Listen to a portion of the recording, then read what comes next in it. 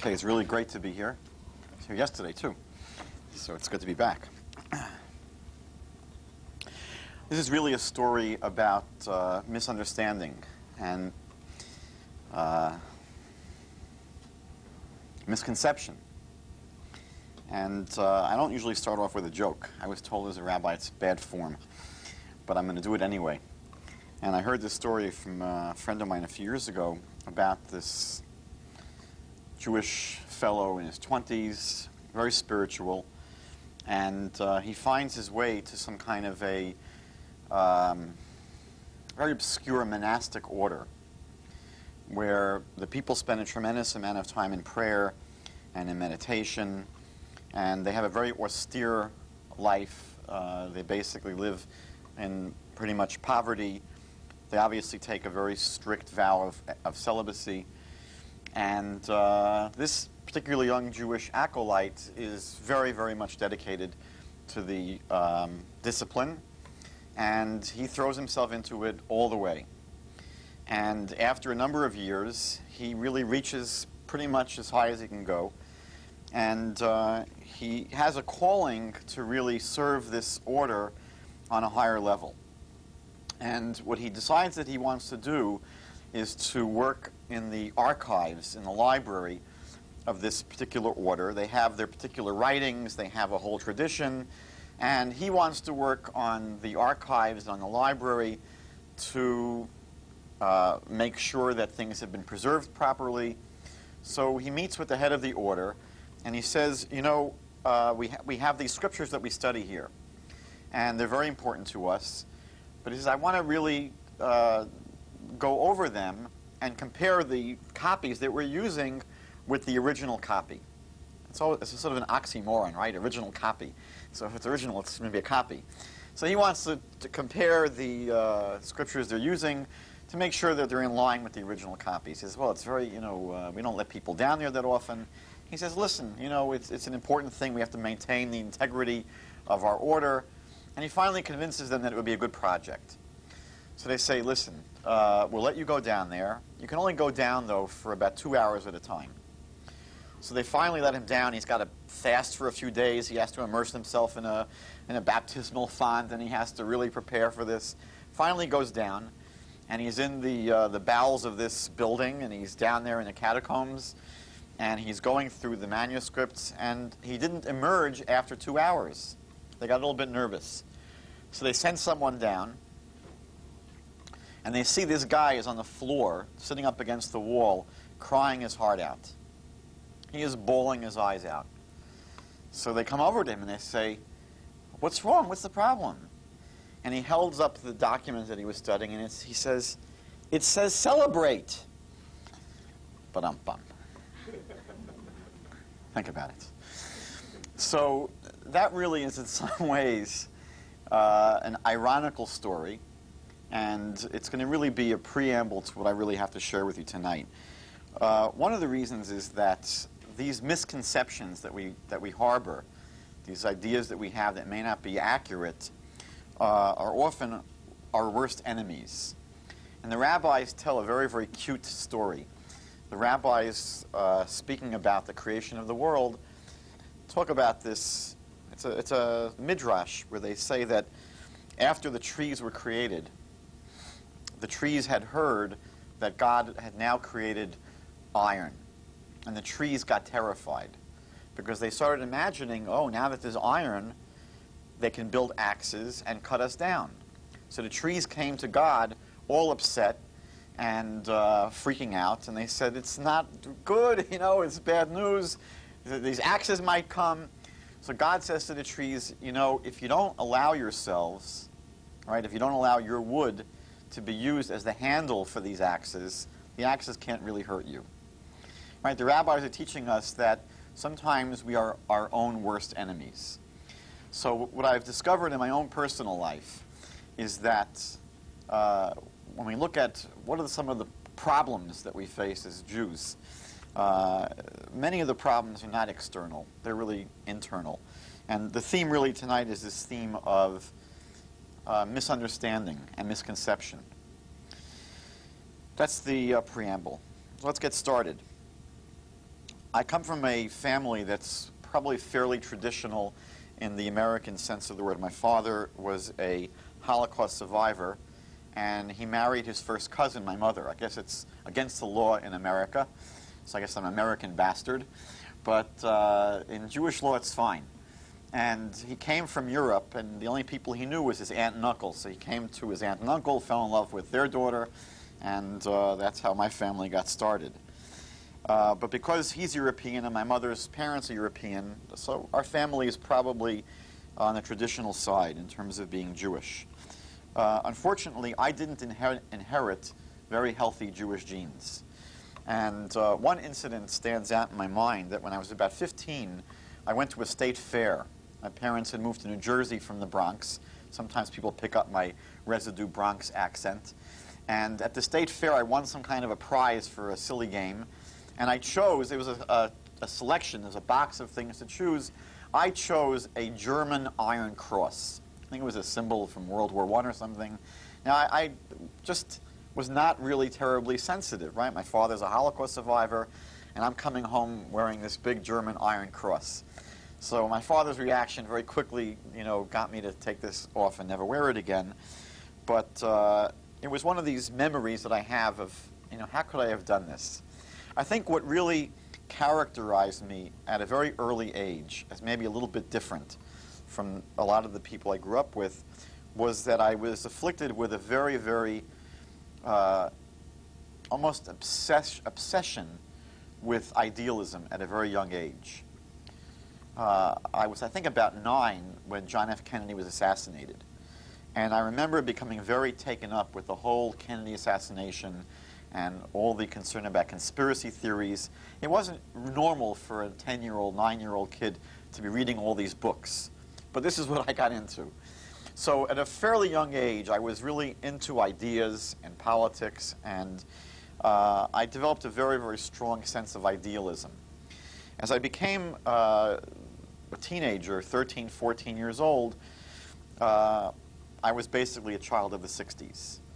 And I was basically someone whose obsession became the war in the Far East, the war in Vietnam.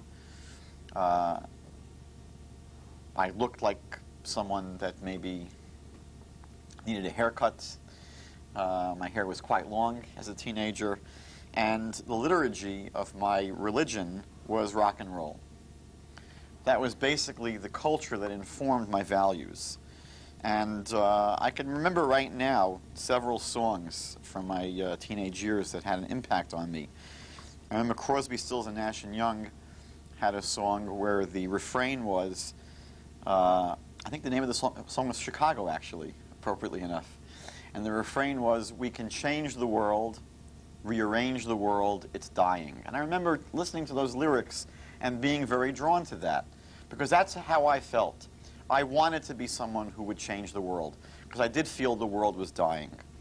I remember a very popular song when I was growing up by the Youngbloods, basically that was saying, "Come on, people now." Some of you that are old enough would remember this, right? "Get together, you have to love one another right now." This became really the liturgy of my social consciousness.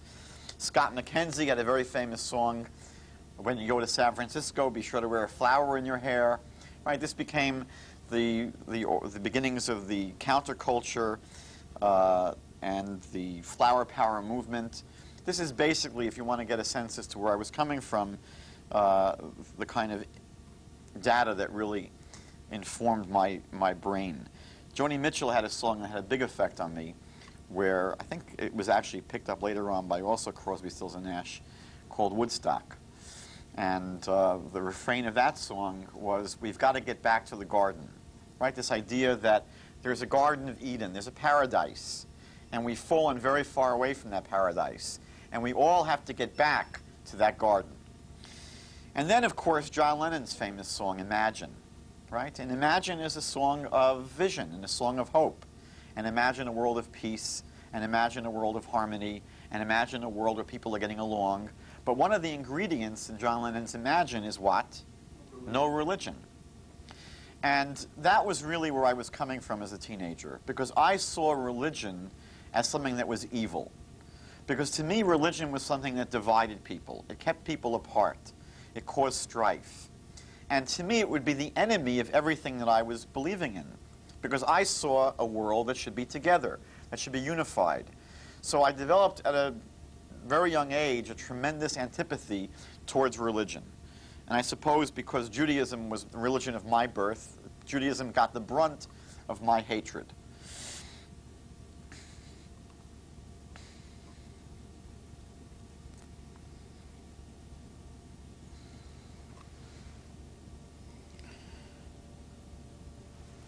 One arena where this disdain for Judaism came out, I guess it's the most natural arena, was my dinner time discussions with my parents. The Skobac household had a very interesting custom at dinner time. We would eat and we would argue. And basically it was my brother, who was 21 months younger than myself, and me against my parents. And I got to tell you, it's not a fair fight. But it was every night. And every night we'd have this routine where we'd eat and we'd fight. And one of the discussions that came up regularly, I don't know why it came up, because I was not of age really to be thinking about getting married, but somehow this question of intermarriage would constantly come up. Maybe my parents were baiting us, but they would talk about whether or not it's appropriate for you to marry someone that's not Jewish. My brother was even younger. It was absurd. He was maybe 13 or 14. I'm maybe 15 years old at this point, 16 years old. So my question would always be the same. Why not? What's wrong with me marrying someone that's not Jewish?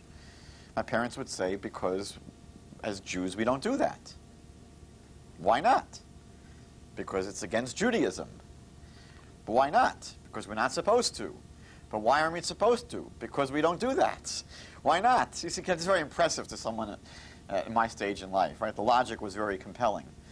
So this became, for me, an aggravating issue. That intermarriage, right, is a symptom of this problem. That here a religion is going to keep two people apart from each other. So that in the name of religion, two people that are in love can't get together. Right? This, to me, was something that was evil.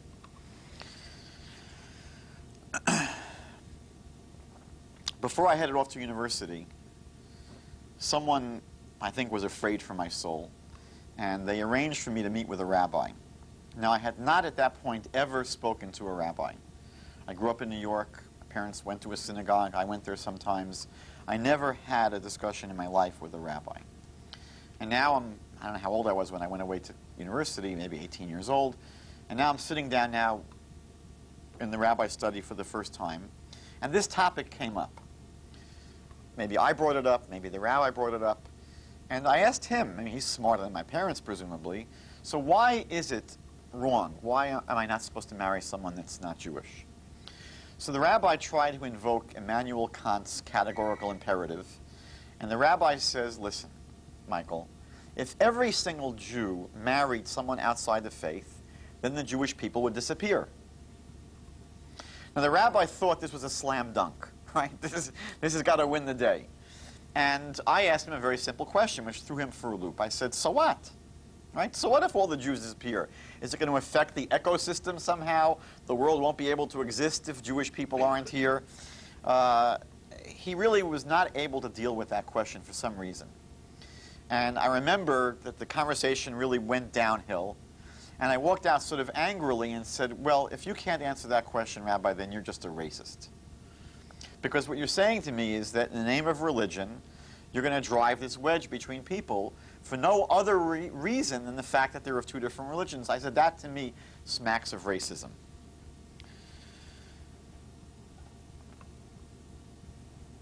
I attended that year, my freshman year of university, Northwestern University here nearby in Evanston. And there was a local branch, I suppose, a chapter of the Students for Democratic Society, the SDS, that was called the Pink Pigs on our campus. And I began hanging out with that crowd. I remember right away, almost at the beginning of our freshman year, the Yankees baseball pitcher, Jim Bouton, came and spoke. I don't know why they invited him, but he was the guest speaker at this very big anti-war rally that we had on campus. And I remember spending almost all of my time at the Amazing Grace Coffee House. Anyone here from Northwestern? Yeah? It's Amazing Grace. There used to be these foam rubber pieces of bread or something. And it wasn't really a very productive year for me, I have to say. I think I attended maybe 5 classes the entire year. But I really threw myself into the anti-war movement on campus. That really became, for me, the most important activity to be engaged in. There was a horrible war going on in Vietnam that spread to Cambodia, and this was my passion. And to go to classes that didn't seem very relevant was not really important to me. Now, I had a very strange situation with my roommate. One of the ironies of this story. I was teamed up. I don't know how they assign roommates, but I got assigned to a fellow from Kansas City, non-Jewish guy named Doug. And we lived in Elder Hall, on the 2nd floor. And Doug was in love with a Jewish girl he met at the beginning of the semester named Lisa. I think she was from New York or something. And he was trying to impress her, so he started reading books about Martin Buber. It's very funny, actually. And he thought that the fact that he had a Jewish roommate from New York was the greatest thing in the world. So he used to come to me and ask me questions about, Buber's I and Thou, thinking that, someone from New York must be already a rabbi. I think it's like Bill Cosby used to go to the hospital and call orderlies, "Hey, you, almost a doctor." So to me, I must have seemed to him as if I was practically a rabbi. And he was very disturbed by the fact that not only did I not really know anything about Martin Buber, but he was very disturbed by my dismissive attitudes towards Judaism. He really developed a sort of intense dislike for me. He also didn't like the fact that I was trying to grow marijuana in the room. Anyway, I think he was also bothered by the fact that I went out to eat on Yom Kippur that year. He was trying to be Jewish, and here he's got a Jewish roommate that's really running in the opposite direction. One of the things that I fell in love with that year was the debut album of Cat Stevens. And one of the songs, I think Cat Stevens now is Yusuf Mohammed or something like that, Mustafa. Not a big friend of the Jews these days. So he had a song that I used to hum or sing in the room that I thought the song was called the B string. And I would sing, B string, make me happy. And probably after hearing this for about a month or two, my roommate Doug turns to me and says, "Skobac, it's Peace Train, you idiot." So, that makes sense now, right? So, I'm telling this story because, again, part of what I'm going to be sharing tonight is this idea that sometimes we hear something and we think we're hearing it correctly, but we're really hearing something that's very, very different than what really is the reality. I remember when I was living in Brooklyn before I moved to Canada, a friend of mine who was actually a very famous Jewish musicologist told me that when he heard the Beatles song, "Lucy in the Sky with Diamonds," he thought that the lyrics were saying, "The girl with colitis goes by," right? Instead of "the girl with kaleidoscope eyes." So actually, if you're interested in this topic, there is a website. It's called kissthisguy.com. There's a Jimi Hendrix song where the refrain is "Kiss the Sky." So there's a whole website dedicated to misunderstood lyrics. And I obviously had a lot of assumptions about Judaism. I thought I understood what Judaism was, and I really wasn't hearing the right tune. I was really hearing something quite different than the reality. In the spring semester, actually it was a trimester system at Northwestern, so we had 3 semesters. And in the spring semester, the anti-war movement heated up a bit.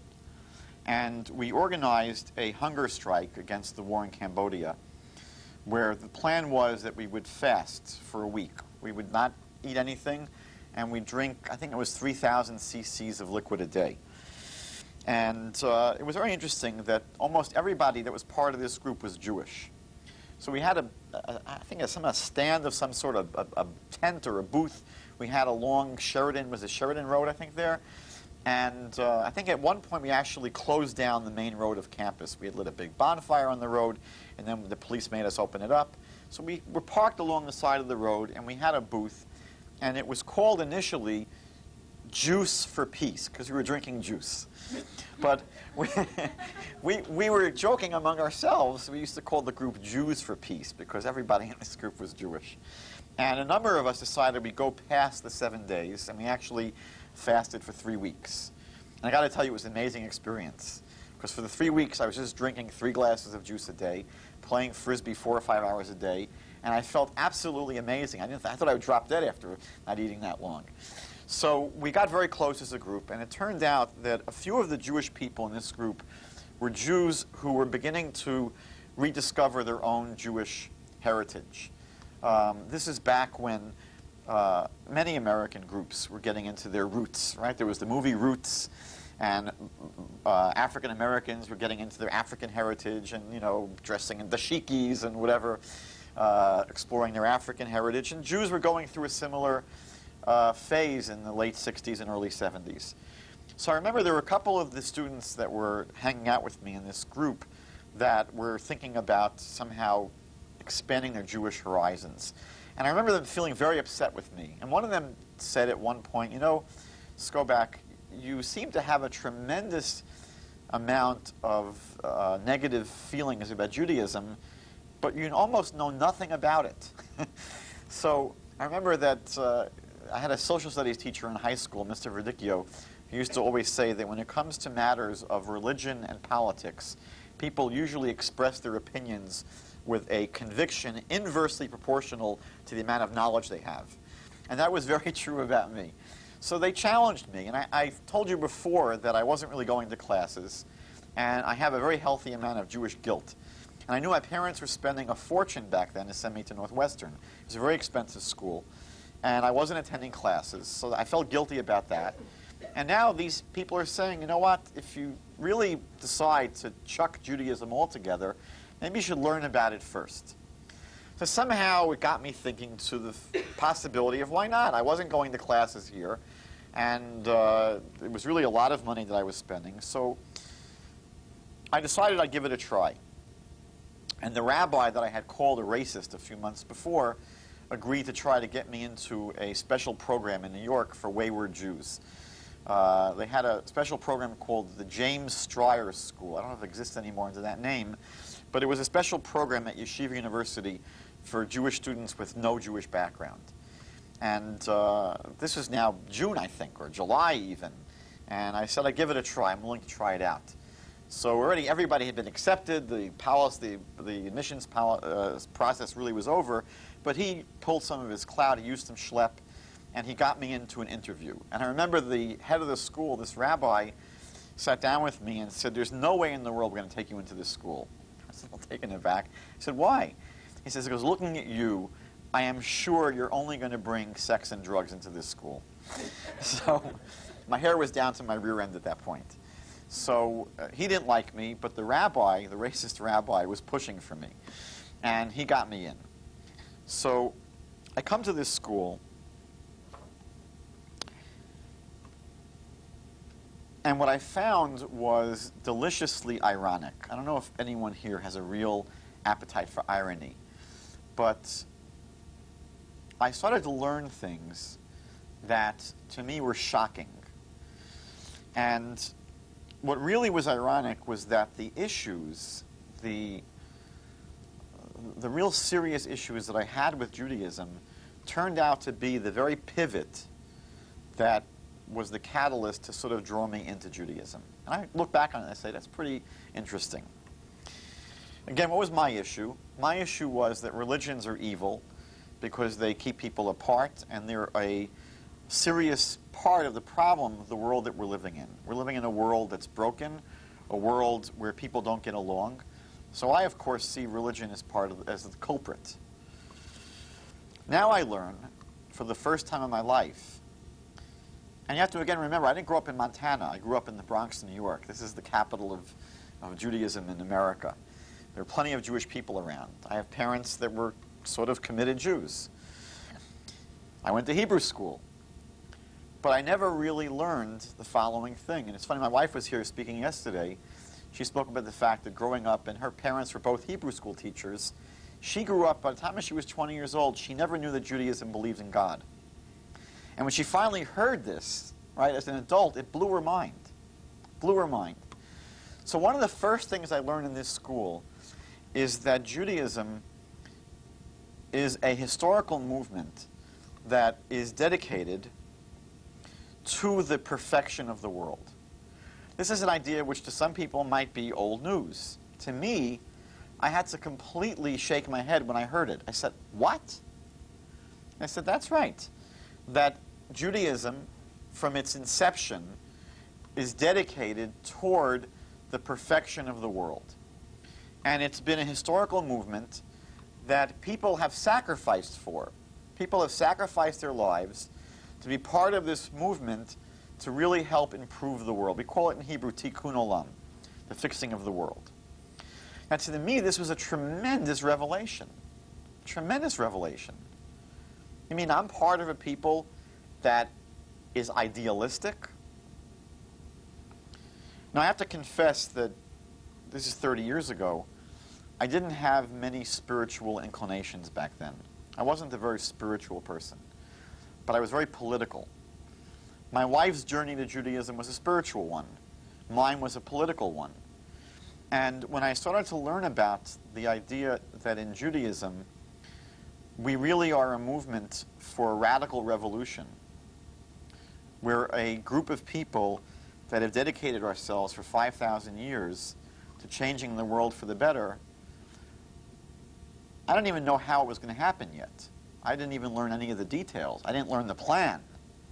But just the idea that I come from a line of people that goes back a very long time that have been dedicated to changing the world, I said, that's exactly what I want to do. I want to change the world. So this was a big eye-opener for me. Tremendous, tremendous shock.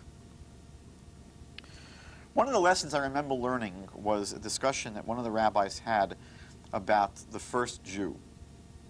Because the Bible has stories about a number of people in the beginning of Genesis that didn't make it as the first Jew, right? We know that after the Garden Eden story, you have the story of Noah and Noah's Ark. And the Bible says that Noah was a righteous person. Actually, it says he was perfect. So you have this personality in the Bible, Noah, perfect and righteous, and yet he doesn't get the assignment, right? It has to wait a while until Abraham comes around. So the rabbi teaching this class asked the question, why is it that Abraham is the first Jew and not Noah? Simple question. So the rabbi shared the following thought. He said that Abraham and Noah each went through basically the same kind of experience, but reacted very differently, right? Noah is told by God, look, I'm God, I'm going to destroy the entire world with a flood. That's what God tells Noah. God tells Abraham, I'm God, I'm destroying these major population centers, Sodom, Amorah, Admah, Sivoyim, probably the entire known world at that point, right? So they're each receiving the same news. God is going to kick butt big time. And they each react very differently. Noah says, okay, you're God, you must know what you're doing, right? You want to wipe out the world? Fine. You want to save me? Also good, right? That's essentially Noah's reaction. God says to Abraham, look, Abraham, we're wiping out these cities. And Abraham says, what are you talking about? He says, no, you're not. He challenges God and says, shall the God of the entire world not do justice? He doesn't accept this from God. And he says to God the following. He says, look, God, what if there are 50 righteous people within those cities? Right? He says to God, will you destroy the righteous people with the wicked people? That's not right. You're going to kill the good guys with the bad guys? So you would think that his line of reasoning is going to be, if there are 50 righteous people in the city, what should you do, God? Right? What would make sense? So put these 50 righteous guys on a boat, take them out of the city, and then level the city. That would be reasonable, because he's challenging God. It's not right to kill the good guys with the bad guys. So if there are 50 good guys, take them out. So Abraham says, no. If there are 50 righteous people within the city, you've got to save the whole city. Right? And God He says, okay, I accept that idea, but what if there aren't 50, only 45? Okay, for the 45, we'll also do it. How about for 40, 30, 20, 10? They go down to 10. What is the thesis of Abraham? What is Abraham really saying here? If you look carefully at his words, he doesn't just say 50 or 10 righteous people in the city. In the Hebrew, it's betoch ha'ir. It's within the city. So he doesn't just want 10 guys that are living like in isolation, right, in some monastery, hidden from the rest of the city. He wants at least 10 people that are righteous, living amongst the rest of the people. And Abraham says, if there are such 10 people, you've got to save the whole place. Why? What's Abraham's reasoning? Obvious, right? That these 10 can influence the rest of the city. So conceptually, how is Abraham different than Noah? Conceptually. What is the crucial difference between Abraham and Noah? Conceptually. Not a rhetorical question. Abraham sees a positive future. Possibly. Abraham sees the possibility for change. You see, Noah is like many of us, and it's understandable. You can understand Noah. You can imagine, you're living in an inner city. You live downtown Chicago, and you go to work, and every day you see people that are really down and out. You see people that are living on the street, and they may be sort of, not even sober a lot of the time. And it's hard to walk by and say, you know what, a little bit of help, this guy could be the head of a corporation. It's hard to feel that way, because most of us become desensitized. It's very easy to become desensitized to a world that has fallen so terribly. So living in a world that's really broken, completely broken, it's really understandable that Noah doesn't really see a lot of hope. So God says, Noah, we're going to wipe it all out. Not a bad idea. And Abraham never gives up on the idea that people, since they're created in the image of God, can change. Every human being has the potential to change. And how will they change? Right? They're not going to change because someone is trying to convert them. They're not going to change because someone's trying to change them. They're not going to change because someone is preaching to them. They're going to change because they see a positive role model. They're going to see someone modeling excellence. They're going to see someone that's living, and they're going to say, I would like to have what that person has. I would like to be sober. I'd like to be someone that's centered. I want to be someone that's balanced. I want to be someone that's sensitive. I want to be someone that is empathetic. I want to be someone that's successful. But they have to see it modeled. So Abraham's thesis is that if you have 10 righteous people living amongst the rest of the city, they can model the kind of lives that the rest of the city, if they just see that, they will change because they have the potential to change. You want to understand why Abraham is the first Jew? It's very simple. Because he believed that people can change if they're shown, if they're taught. And that really became the definition of Judaism. That the world is really, really broken. We really, really are far away from the garden. But how do we get back there?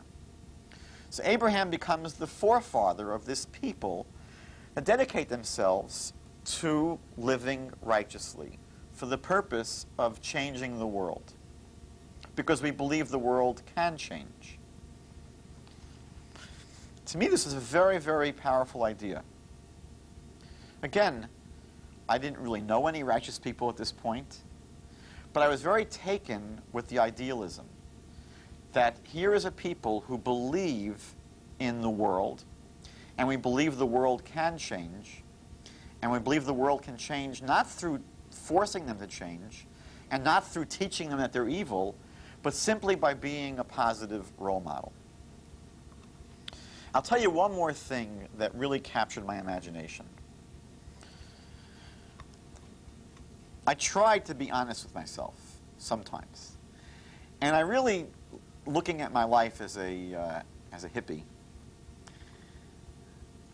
in some ways I haven't changed, but looking at my life, I had to admit that I was a very sloppy idealist. What did that mean? It meant that how did I really express my idealism? How did I really express my idealism? Well, I had to really wait until someone organized an anti-war rally. Right? I didn't really have avenues to express my idealism on an ongoing basis.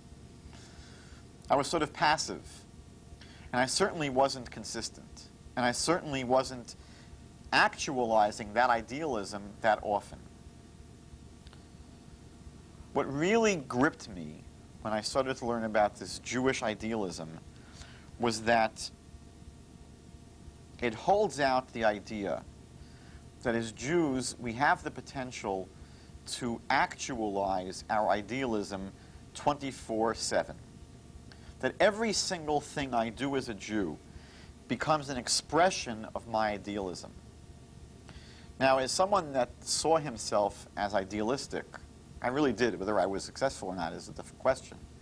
But to me, this is very exciting. I mean, here is a system that's going to show me how I can live my entire life, every minute, as an expression of my highest ideals. That's another piece that to me was very, very powerful. And I decided within a year to say, you know what? This is something which to me is worth pursuing.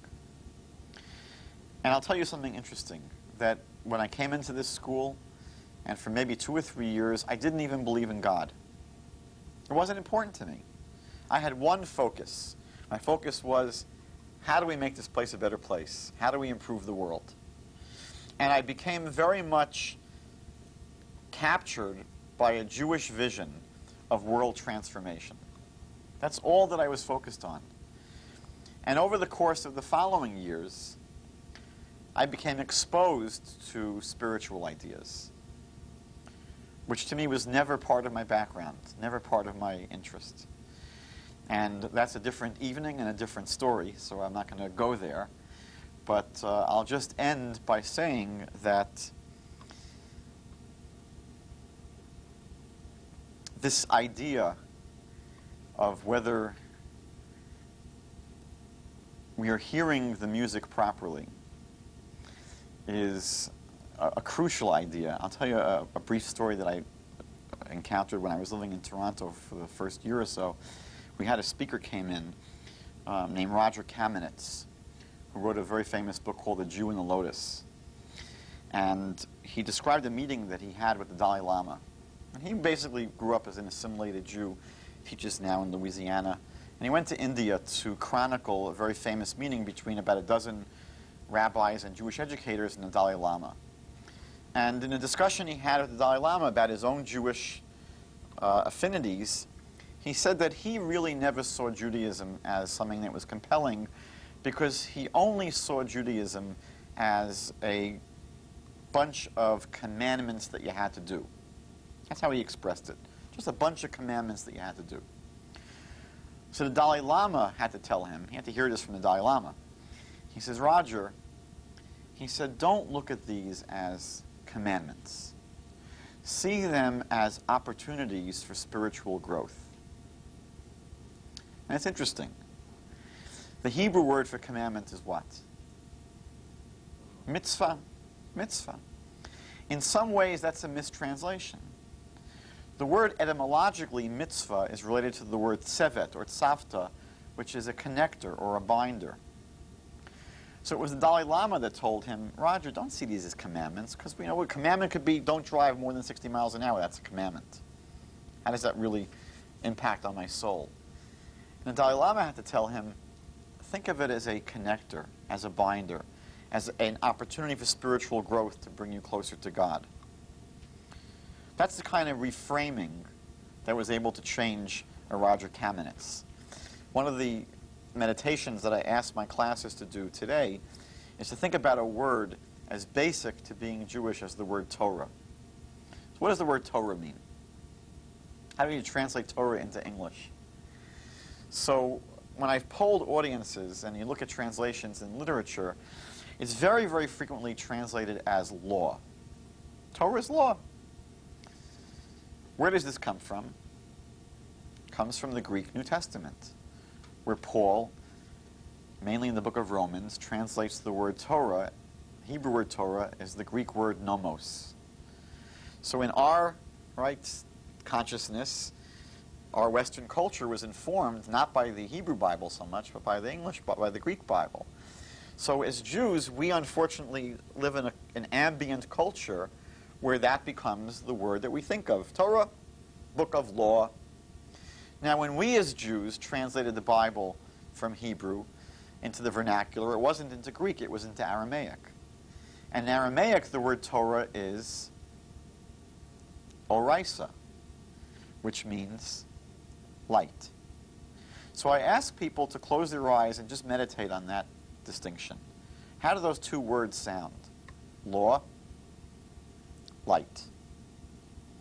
And I think it makes a tremendous impact on the way we view just being Jewish and Judaism. So what I tried sharing tonight was the story of a young American teenager, right, who heard, when he heard Judaism, he heard racism, he heard religion, right, and religion in the worst sense of the word. Religion as a social movement that really divides people. And it took a little bit of a journey, right, to learn that that's really not what we're about. That might be the way certain people frame who we are, but it's not really based upon what we are teaching, what we really stand for. That we really stand for something quite different. We stand for, ultimately, a world that will be brought back together and united. We do dream as Jews of coming back to the garden, of utopia, of peace, of love. That's the great vision that we have as Jews. And all religions have it. Every single religion has a vision of perfection, of paradise, of Eden, of utopia. It's not particular to Jews. What we have that might be a little bit different is a program and a plan for getting there. And at this point, I don't have much more to say. And if there are questions or comments or heckling, now's a good time to do that. Yes? So my name is Donna.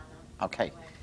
So what would you say to, I mean, so many people in my generation have the problem that you had as a young teenager, and I mean, I experience it with my friends on a daily basis, and it is a constant battle of, they're very bright people is the problem.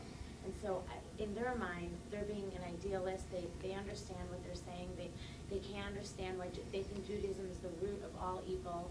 Why do we even need religions? This is why September 11th happened. What would you say to someone who was in that position? I suppose if they heard it from your mouth, it would carry a little more weight than mine, who I've always been a believer. So to me, it doesn't take convincing. But to someone like that, I mean, it's a very hard, I'm constantly in that struggle with people my age, and I would love to know how you would approach that kind of situation. It's a very good question, and my personal belief is that there usually isn't like the correct thing to say. I don't think most people are really moved by words. And I think one of the expressions I once heard, which I believe very strongly, is that not just Judaism, by the way, any spiritual system, but Judaism has to be caught and not taught. And therefore, I think that the most powerful thing that you can do is really to be a living example of what Judaism is, and its nobility, and its beauty, and its holiness, and its spirituality. And people can't help but to see that light. Now, it doesn't mean they're going to change their mind. But I'll tell you one thing.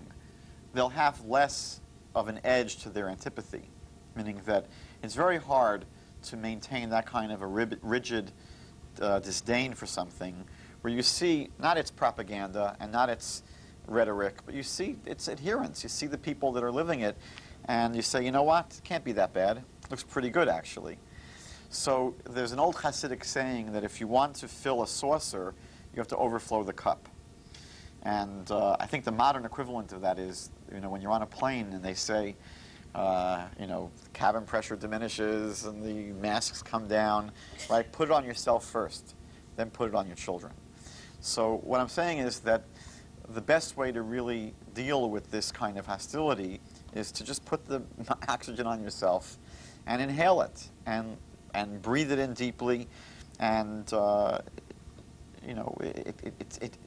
it's the most powerful thing that you can say. There are obviously things that you can say. There's information you can give, but that usually depends upon a person being very receptive. I'll tell you something interesting. I lived for many years in New York. Even after I grew up there, I went back to live in New York. And I lived for a while on the Upper West Side of Manhattan. The Upper West Side of Manhattan is a haven for Jewish singles. And in some way, it's not a heaven, it's a hell, because people there are just single forever. Part of the problem is that it's comfortable to be single there because it's a whole singles world. But I remember I had a lot of friends and acquaintances that, they were turning 30 and 40, and they were saying, and these were guys often, they'd say, I can't find the right one, I can't, And I would always say to them, I don't know how what's that? Still like that. I'm sure. So, until Messiah comes, probably. So, I remember, I don't know why I said this. I just felt this to be the case. I said, you know what? I said, part of the problem is that you just may not be ready to get married. Like, you're thinking, why can't I find the right person? I said, maybe when you're really, really, really ready to get married, when you're emotionally really ready to make a commitment and to settle down, I said, at that point, I think you'll find the right person. So I think when people have these attacks against Judaism, they have to be ready to hear the answer. Are they really asking a question? Are they really, is it a rhetorical question? It's really an attack. And I think that often, if we try to answer them directly, it's almost a turnoff, because they think that you're really trying to manipulate them. They think that you're a defense attorney, right? So obviously, some kind of response may be appropriate, but you can be like sort of a kung fu master, right? And do something a little bit indirect, right? I think when there's a frontal attack, to sort of respond directly, like, here's the accusation, here's the answer, I don't know if that's always that effective. I'll tell you a story that made a big impact on my life. When I was a student at Yeshiva University, there was a fellow there who was a teacher of Hebrew, plus one of the greatest non-Oriental martial arts experts in the world. His name is Chaim Sober. So he had some kind of karate club or whatever, and he put on exhibition every year. So one of the things he did in the exhibition, we've all seen this, right? He'd get a big cinder block, and he just pounded as hard as he could with his fist, and it would shatter into a million pieces. So that starts off the show with that. Ooh, it's amazing. At the end of the show, don't forget, a cinder block is made from concrete. It's poured, right? End of the show, not show, exhibition. Show is a bad word. He would take a garden rock, a big garden rock. This is solid stuff, right? And he'd hold it in his hand, and he would just touch it with his fingertips lightly, and it would shatter into a million pieces. Now, I remember when I saw that, my mind was completely blown. I mean, seeing a guy smash a cinder block, okay, right? You've all seen it done. If you hit something hard enough, it probably will break. Here, it just touches it, right? Lightly, and the thing shatters. So when I saw this, I thought about how God gave the Torah to the Jewish people. We're told that the Torah was given twice, right? The first time the Torah was given, there was thunder and lightning and a smoking mountain, and we're just overwhelmed by it, right? What happens? So the next day they build a golden calf. So we're told that the second time the Torah was given, it was given quietly, right? No big fanfare. And that somehow was the one that stuck. So when we have a challenge, and we're going to have the right answer, right? We're going to deal with this, right? We're going to confront the person with the truth. They may not be ready for the truth. They may not be interested in what you have to say, and it may be too direct, right? It may be too much of a challenge to them, and it's not going to sink in. So I think that often an indirect response, right? A curveball sometimes a harder pitch to hit, right? And also a response that's modeled rather than spoken. There are probably other things to say, other approaches to answering your question, but that's what I would say initially. Okay, anyone else? Yes? I'm curious as to what turned you around.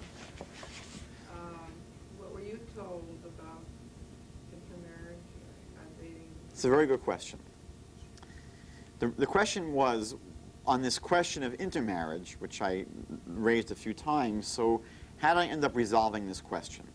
So I'll tell you a story. Last year I was in, I'm very bad with geography. I had ancestors that navigated the Titanic. What's the Canadian city next to Detroit? Windsor. I was speaking at the Law Students Organization in Windsor, Ontario. And I was speaking about Christianity and missionaries and Jews for Jesus. And then one of the women there said, you know what? We're not interested in that. We're interested in knowing why should we not marry non-Jews. That's what she said. So I said to her, you know what? You're not asking the right question. To ask the question, why I shouldn't intermarry, is the wrong question, because the reality is there's no good answer to that. If that's the only question, right, if in the context of most people's lives, they're asking, why, so why shouldn't I marry someone who's not Jewish? There's no good answer to that question. And I told this woman that the question you should be asking is, why should I be Jewish? Is there any compelling reason for me as an individual to be Jewish? Right? And I said that if there are compelling reasons to be Jewish, to live a Jewish life, to be committed to Jewish values, if you can answer that question positively, then you don't have to be a rocket scientist to figure out why you shouldn't intermarry, right? Because if you are passionately committed to a spiritual path, right? If Judaism is the center of your life, and your life revolves around it, and it's the idea, it's the concept that energizes your life and gives your life direction and meaning and purpose. If that's your relationship to Judaism, then you're not going to want to share your entire life with someone who doesn't share your most intimate, deeply held values, right? I know people who are vegetarians that won't marry a non-vegetarian. I married a non-vegetarian, I'm a vegetarian. But there are people who, for that, right, will make sure to marry someone that shares that value. I know Giant fans who won't marry Dodger fans, right? So we're talking here about not a detail of your life. We're talking about this is life itself, right? So if I said to her, you can answer this question in the affirmative. Is there a compelling reason or reasons to be Jewish, to live Jewishly, to commit yourself to a life of Judaism and Jewish values? I said, then I won't have to convince you why you shouldn't intermarry.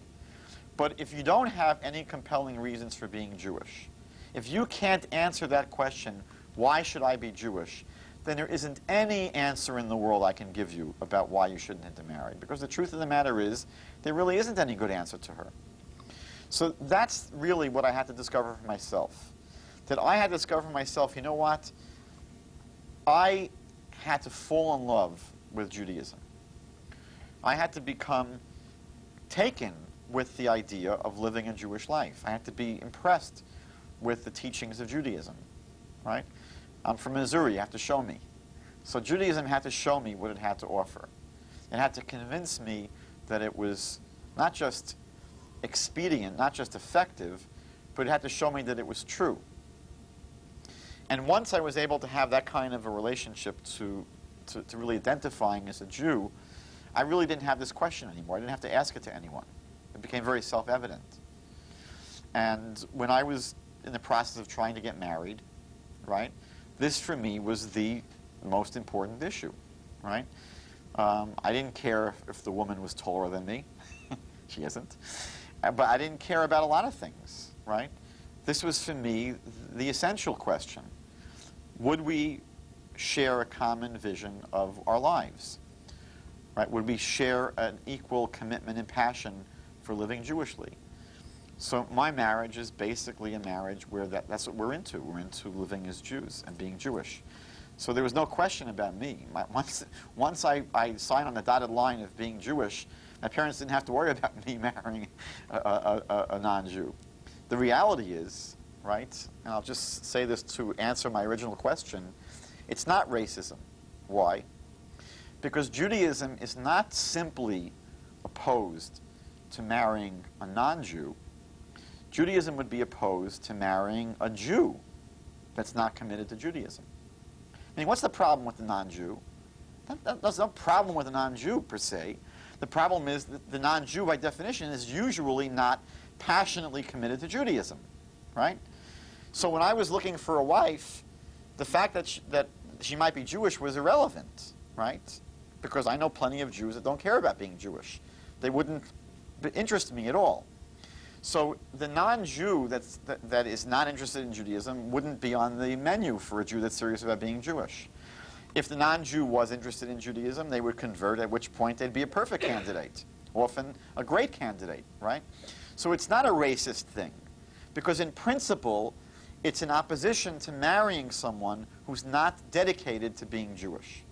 And that's why the Jew who himself or herself doesn't really care about being Jewish, there's every reason in the world that they probably will marry someone that's not Jewish. Because think about it. You're going to send someone off into the world and say, look, Bubala, right? You're Jewish, which means that if you are intent on only marrying a Jew, you have to write off from the potential list of people to date 99% of the people, right? So why would a person do that if they weren't really committed to being Jewish? That's a big, big price to pay, right? It's hard to find the right person. It isn't just, young committed Jews on the Upper West Side that have a hard time getting married, right? People in general struggle to find the right marriage partner.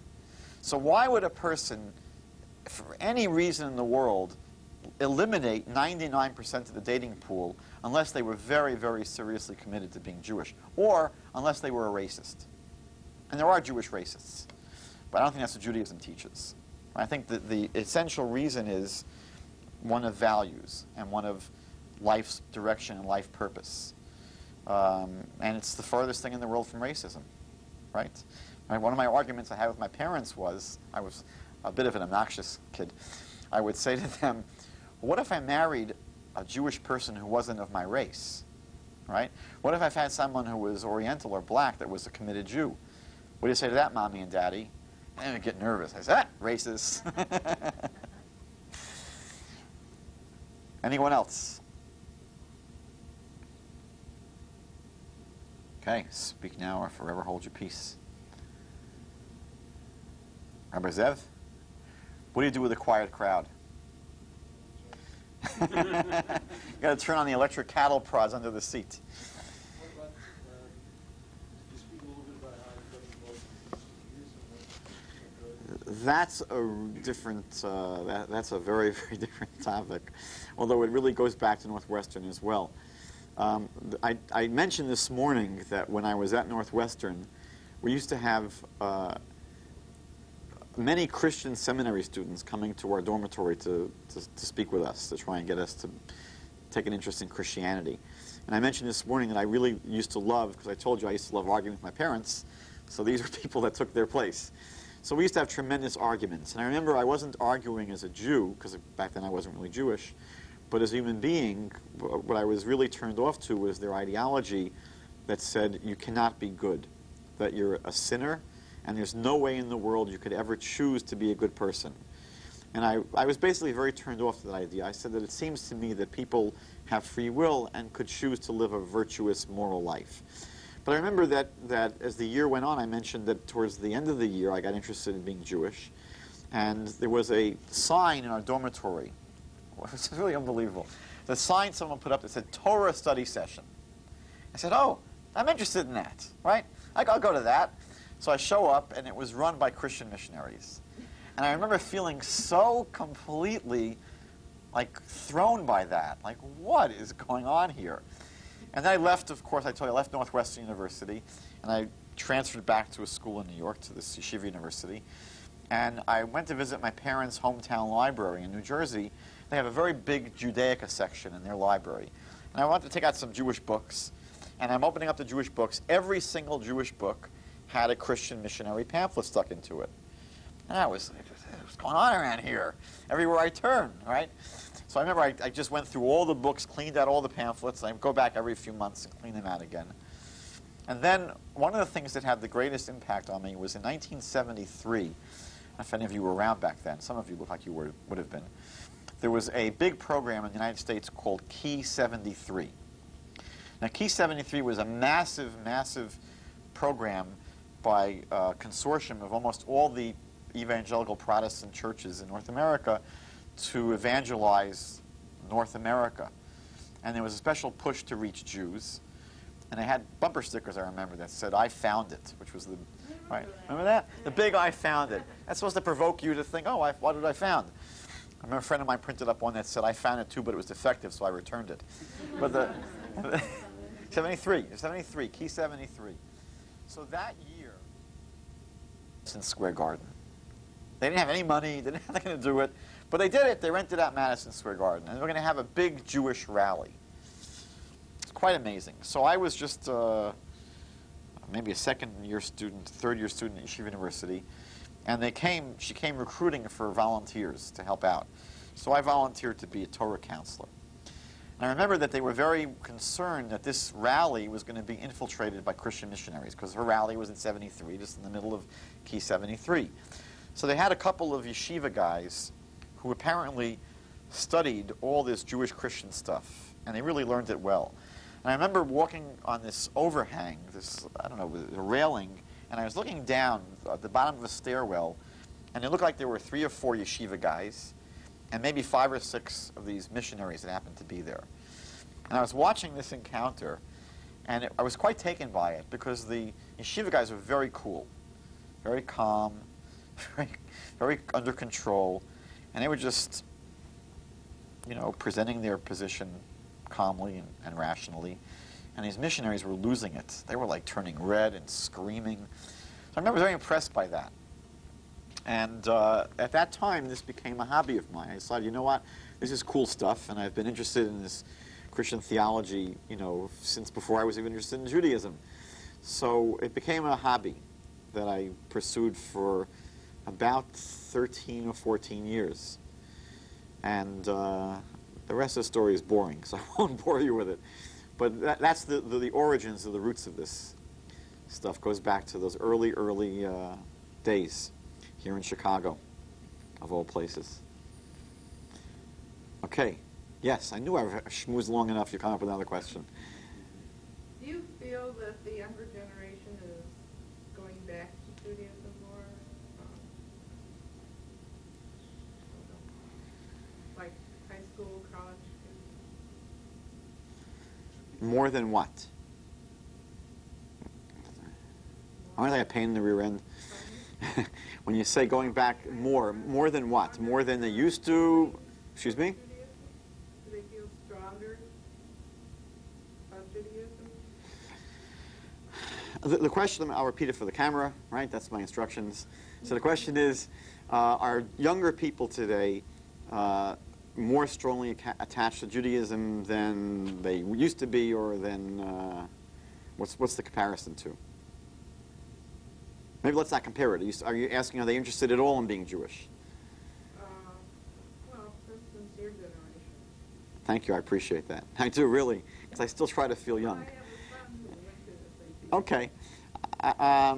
I'll tell you what I see, and I'm not a professional sociologist, but I see 2 things happening simultaneously. The good news and the bad news. The bad news, and I like to think of this as 2 circles, or as 1 circle inside another circle. The bad news is that the outer rim of this Jewish circle is imploding. That's the reality, that's the bad news. That the level of Jewish apathy, the level of intermarriage, the level of Jewish conversion to other religions, most Jewish people are aware of the fact that there were about 250,000 Jews that have gotten converted to Christianity in the past 20 years. Most Jews would be surprised to know that about 1/3 of all of the Buddhists in North America come from a Jewish background. So we're talking about massive movement away from Judaism to other religions, including New Age paths. We're talking about epidemic rates of Jewish ignorance and illiteracy. I mean, think about, in North America, right, what a scandal it would be, right, if the highest level of education in North America was 6th grade. And for half of the Jewish people in North America, that's where we're at, 6th grade education. The other half has zero education. Half of the Jews growing up in North America never attended any Jewish school. So the outer perimeter of this Jewish circle is frightening to look at. You know, there was an ad in the Jewish papers years ago that said, full-page ad that someone took out. It said, if you're Jewish, the chances are your grandchildren won't be. And that's the truth, unfortunately. That happens to be the truth. That with all of these factors that we see at play now, assimilation, intermarriage, conversion to other religions, apathy, ignorance, what have you, is very, very bleak. I just read today an article in the Jerusalem Report, comes out of Israel, just a description of what's going on the American university campuses today, just in terms of Jewish attitudes towards Israel. And for the vast majority of American Jewish college students, university students, they really don't care at all what's happening in Israel. It means nothing for the vast majority. This was a study that was done recently, professional study. So that's the outside of this, and it's getting worse, by the way, meaning every generation. I mean, I'm living in Canada now. It's very interesting. In Canada, we're a generation behind what's happening in North America. So I'm living in a city, right, which feels so secure, right? They only have a 25% intermarriage rate, only 25%. In the 60s, it was 6% in North America. Now it's about 53%. So in Toronto, people feel so secure. A huge number of Torontonians go to day schools, Jewish schools. There's a very high level of Jewish education. And I tell them that they shouldn't feel so secure. I said, you want to look at what's going to happen here within 10, 15 years, look at the south of the border. So what we see happening in the United States is very, very frightening in terms of where we're heading as a Jewish people. On the bright side, thank God, right, there is a nucleus to this circle where there's a Jewish revolution taking place. And I'll just give you a few elements of this Jewish revolution that really should make us feel a little bit optimistic. One is that I am not unique. I mean, I grew up as what you'd call, actually I was voted in high school, I remember some of my friends voted me the Jew least likely to succeed. They felt that here's someone that's not going to make it really far in life as a Jew. So I'll tell you that almost every Jewish person I know has a similar background. I mean, that almost all the people I hang out with are Jewish people who grew up very similar to myself. I married a woman who spent most of her, middle years as a Hindu, right? So there are plenty of us. There are plenty of Jews that have found our way back to Judaism. And once we do, watch out for us. We're like reformed smokers. So that's one thing. That's a reality, and we're not going away, right? And then there are more of us coming. But there are other things that I think are important to think about. I'll give you a few examples. If you would have gone to a bookstore in North America 15 years ago, what are the stores here? Chapters, Barnes & Nobles, whatever they are. So if you would have gone to the Jewish section in a bookstore in North America 15 years ago, what would most of the books have been about? Cooking, not Bible. Cooking, Holocaust, Israel. Maybe, but not very few. Holocaust, Israel, cooking. Now, if you go to a bookstore in North America, the vast majority of books in the Jewish section are about spirituality, Kabbalah, meditation, holidays, right, Bible. They're very, very different, right? I'll give you another example. If you had gone to a Jewish community center in this country 15 years ago, what are the chances that you'd find something Jewish going on? I've lived across the street from a few JCCs in my life. So I remember in Philadelphia, the JCC had, first of all, a lot of swimming and martial arts and gym stuff going on, to which at least half of the people were not Jewish. But then the program basically was how to find a lover in Philadelphia, how to do macrame, how to balance your checkbook, how to do Tai Chi.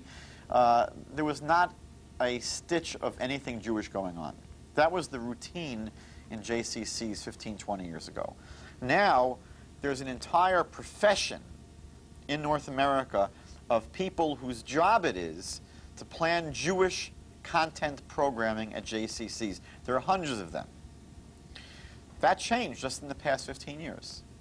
Hundreds of professionals, full-time job is Jewish content programming at JCCs. 15 or 20 years ago, how many beginners services would you find in any Jewish city? Which means an entry-level service in a synagogue for people who do not know what's flying to help them understand what's written in the prayer book and understand the services. It didn't exist 20 years ago. It didn't exist. Now there are hundreds of them, probably thousands of them. So there are tremendous changes in the Jewish world, I think partially because we recognize that we hit bottom. Right? We finally, sometimes it takes a wake-up call. I heard a great story a few years ago from a rabbi in Los Angeles. He told a group how he became a rabbi. He said he was driving one night in Los Angeles, and he got stuck in traffic, and he was very frustrated, so he started blasting his horn, and this cop came over to him and said, "What are you honking your horn for?" And he says, "Because I'm in a rush. I'm going to have to go to an appointment. I'm late." And he says, "Well, tonight's this big Jewish holiday, Yom Kippur, and people are trying to get to the synagogue." So the guy smacks himself in the head and says, "Look, this Mexican traffic cop knows that it's Yom Kippur, and I didn't know it was Yom Kippur." So for him, that was a wake-up call. That was a big-time wake-up call. Sometimes, Dr. Schwartz tells his patient, "Mr. Goldberg, you got to exercise a little bit. You got to watch what you eat, manage your stress," right? You think that the patient ever listens to the doctor? The doctor talks himself blue in the face. What is it that will change the patient? Their first heart attack. Then the guy's eating sprouts and jogging, and he can't, get off the treadmill in the morning. So I think that's what happened in North America about 10 years ago, that we had this heart attack, right? We looked in the mirror and we said, you know what, we are very sick. And if we continue the way we are now, we're going to disappear very quickly. So there was, thank God, this impetus to change, to improve. And I think it's paying off. I think we're seeing fruits. But again, to answer your question, both are taking place simultaneously. We haven't turned around the ship yet. And the shrinkage and the deterioration is frightening. I mean, for those of us who are professionals in the Jewish world, we look around and it's just absolutely frightening. On the other hand, there are bright spots that give us hope for the future. So I'm hopeful. Any other questions before we, okay. It's amazing. You water the plants here and look what happens. Just curiosity, maybe you could comment. I've seen a lot of this, the Christians pulling Jews out of Russia and saying to Israel. How does that work? I mean, is it for missionary purposes? Is it really doing what? sending money to send Jews from Russia to Israel? How does that work? Is it missionary? Is it really, so to say, fulfillment of Sukkim? What is it? That's a complicated question. And it's complicated because there isn't one thing that we can look at. I'll just this question came up this morning downtown when we spoke about this topic. I'll just tell you that it's important to, question is, how do we look at this phenomenon of Christians who are being very supportive of Israel and of Jewish causes, like rescuing Jews from the former Soviet Union and bringing them to Israel? So basically, it's a double-edged sword. And I answer every question like that, by the way. Nothing is black and white. Everything is a little bit complex in this world. But basically, you have to understand that the Christian world is not monolithic. Right? There are about 2 billion Christians in the world.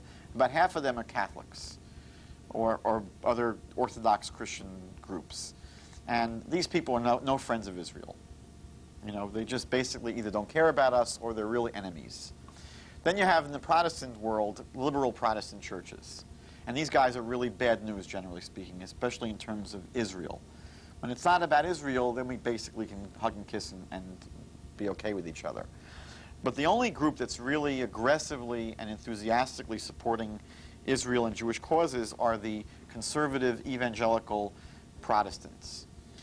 And it's quite a phenomenon. I mean, I'll tell you, when I moved to Canada, I went to a demonstration in front of the American embassy. I was stupid because I could have gotten deported probably.